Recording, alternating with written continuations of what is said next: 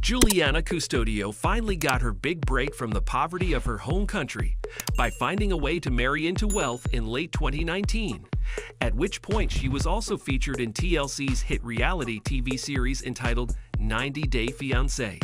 Looking at the vast difference in pretty much every aspect of what makes a human being between her and Michael Jessen, the supposed love of her life, claims that her feelings for him are genuine can be seen as no better than suspiciously dubious.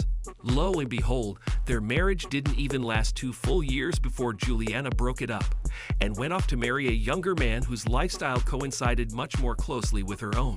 Juliana's course of action is seen by many as the gold digger guidebook, since very few among the audience ever believed that she actually loved Michael.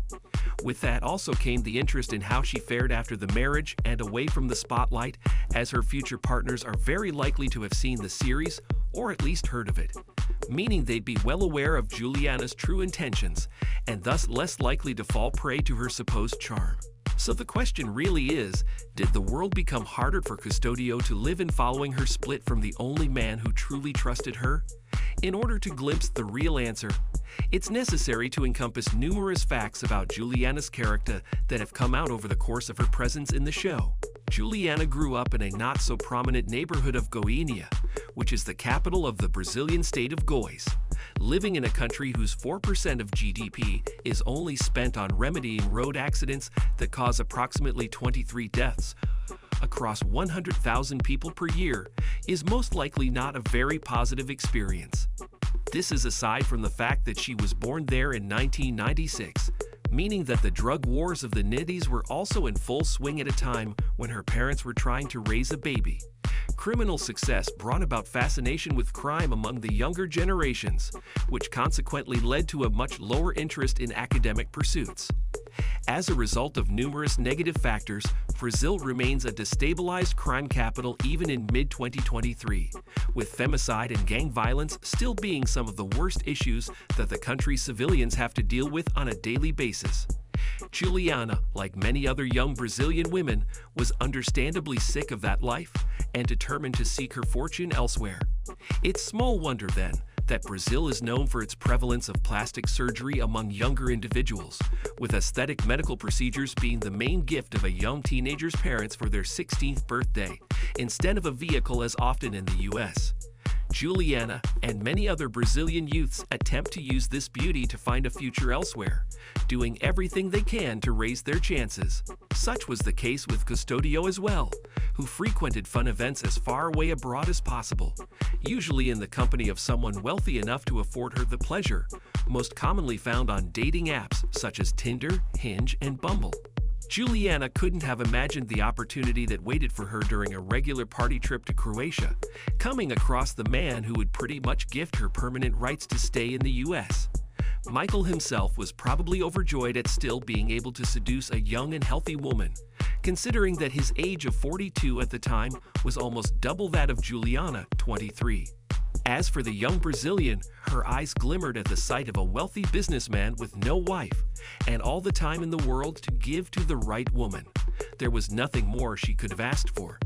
This instantly made him the most attractive man on the planet to Custodio, and she had to do something about that. The details of their first encounter are scarce, but fans have theorized that she may have given Michael a night so memorable that he couldn't take his mind off her throughout the following months.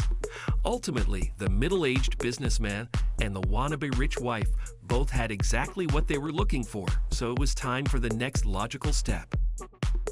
After supposedly falling in love and returning to their respective homes from wild nights in Croatia, Juliana and Michael only had one problem in their relationship. To be exact, they had 4280 problems, or 6888 kilograms, standing between Greenwich, Connecticut, USA, and Goiânia, Brazil. Online messaging just wasn't enough, and they were both sure of what needed to happen next. Juliana was determined to somehow incorporate herself into the idyllic life of her new beau, applying for a tourist visa at the US Embassy. This decision turned out to be more than either of them had bargained for, prompting them to seek a different solution altogether. The application process for a U.S. tourist visa is deemed quick and easy for Brazilian citizens, in the event that all the necessary documents and information are accurately provided. Applicants are required to fill out the DS-160 form, obtain a labor condition application (LCA) from the U.S. Department of Labor, and attend a visa interview. These steps ensure that applying individuals meet the criteria and requirements set forth by U.S. legislative bodies. On top of that, the wait times before the process is simply put into motion can be quite lengthy, depending on the applicant queue, the political situation, economic fluctuations, and various other factors. If no additional wait time is incurred by the aforementioned, there's also the limitation of workload and staffing at the embassy or consulate which the applicant has contacted. The tourist visa was ultimately too difficult for Juliana to obtain, although details about the endeavor have never been clarified. She perhaps didn't pass the interview, didn't have all the appropriate documentation, or was simply impatient, and thus canceled it altogether. Whatever may have happened, she made sure to inform Michael that there would have to be another way for her to earn the right to visit the U.S. Miraculously, Jessen then thought of what is undoubtedly the most beneficial possible deal for Custodio, at his own subsequent expense. There are no limitations for the type of person a U.S. citizen can become engaged to, after which their fiancé is practically gifted the K-1 visa, obtaining the right to stay in the country for 90 days under the condition of marrying the U.S. citizen within that period, or returning to their home country. Michael probably gave this a thought or two, somehow ultimately arriving at the conclusion that Juliana feels the same way about him, in spite of the fact that he's old enough to be her father. He then displayed the ultimate sign of trust and actually went through the simple procedure of providing the paperwork and funds to obtaining his wife-to-be's K-1 visa. This is also when her life would reach even greater heights, as the producers of TLC's 90-Day Fiancé caught wind of Jessen's bold decision, inviting them to front the cameras so that the whole world could witness what was undoubtedly going to happen in the long run, as soon as Custodio got exactly what she needed out of the transactional union. In the video uploaded by TLC Southeast Asia, entitled 90-Day Fiancé Season 7, Michael and Juliana, the businessman reveals crucial details about their struggles early on. The process of waiting for the K-1 visa was apparently so lengthy that the two almost completely scrapped the U.S. plan, at which point Michael was to fully relocate his life to Brazil. However, as it would later turn out, Juliana never wanted to stay in her home country, so this course of action was out of the question. As fans pointed out over the years, in order for her to want to stay in Brazil with Michael, she would have had to actually love him. So instead, the two waited as long as it took for the visa to be approved, eventually landing Custodio on U.S. soil, where she now plans to remain for the rest of her life. She was extremely lucky for that to happen as well, since there was almost nothing stopping Michael from moving over.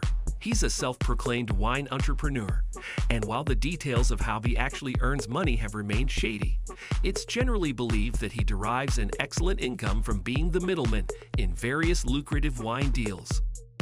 Being in that line of work, Michael isn't really obligated to a persistent physical presence at a specific location, and he could simply fly in from Brazil to land the deals that fueled his teenage boyish dream of a life. However, he did mention having two big commitments back in the U.S., which would be his son Max and daughter Cease, from his marriage with Sarah Jessen. Although the two were divorced, they remained in constant contact and on relatively amicable terms, having decided to do what's best for their children. Besides, they'd been married for over a decade and had had virtually no major fights. The main reason for their separation was Michael needing to fully live out of his suitcase at times and not feel guilty for fully sampling all of the exotic delicacies at any given party. Much like her future husband, Juliana also had a voracious appetite for the finer things in life, but unlike Michael, she wasn't a prominent wine entrepreneur. This meant that the funds for her lavish choices had to come from Jessen's pocket instead, which wasn't agreed upon prior to every single purchase she made. Indeed, there were times when Custodio would behave like a classic rich wife, and just buy things on a whim, with money that she couldn't even conceive earning. She didn't have to, however, since Michael was such a loving almost father to her. Still, there were limits to what she could get without turning her husband's head, and a new expensive car was exactly that. TLC UK's video. Michael finds out his fiancée bought herself a car using his money. 90-Day Fiancé showed exactly what had happened at the time, putting emphasis on just how brash Juliana had become since her marital arrangement had afforded her a life of peak comfort and luxury. In spite of what is logical to believe, Custodio started living as if she was his wife even before arriving to the US. The purchase of a car whose specifics have never been released happened while she was still in Brazil and waiting on the K1 visa to be processed.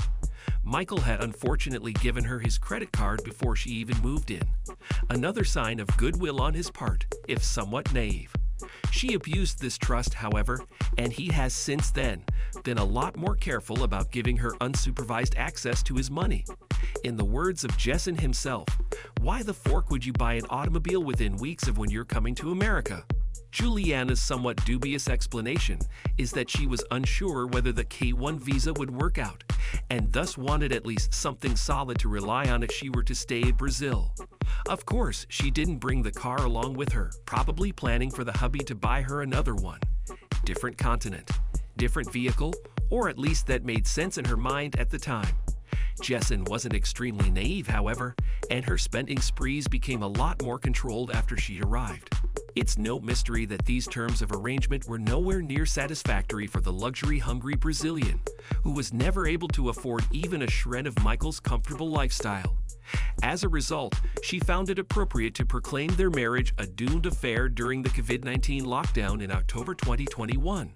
It didn't take long for Juliana to capitalize on the fame that the series afforded her and exploit her beauty for various fashion magazines, becoming a model in prominent agencies across several countries, including the UK, Brazil, Denmark, and Italy, as well as the US. Her newfound popularity also made finding another rich husband a simple task, and thus she eventually landed herself a younger Michael. German art collector Ben Obscura soon became Juliana's fiancé, and they weren't tardy with family expansion either, as she gave birth to Benjamin James Louis Custodio on 19th July 2022. As of mid-2023, she continues to pose for numerous photo shoots all around the world, citing 85 countries on her Instagram page. While many fans believe that Juliana has Michael's naivety to thank for all of her subsequent success, it remains clear that she did rather well for herself in the long run, as the life she always sought to have is now prominently displayed all over her social media. Thank you for spending some time with us. Make sure to like and subscribe so you never miss another video. We also handpicked these videos which we recommend you watch next. You can talk to us on all social medias or ask a question in the comments below. Thank you for being with us, and we'll see you back tomorrow.